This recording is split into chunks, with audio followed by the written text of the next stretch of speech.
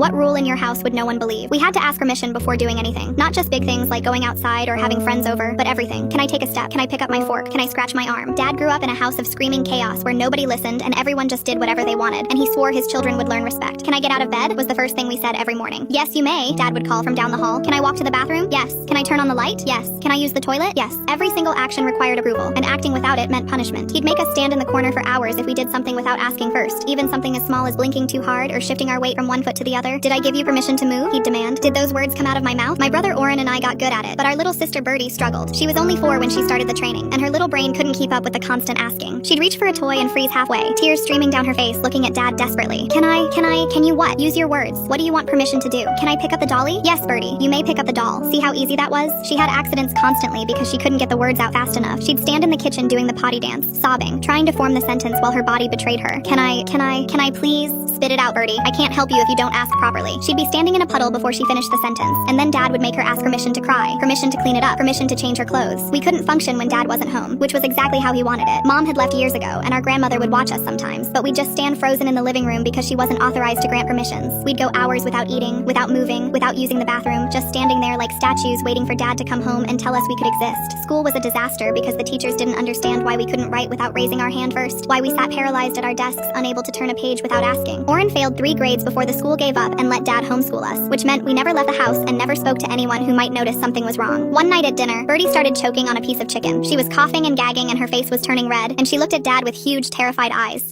She wheezed. Can I cough? Yes, Birdie, you can cough. But the chicken was really stuck now, and she was turning purple, and she looked at Dad again, mouth opening and closing like a fish.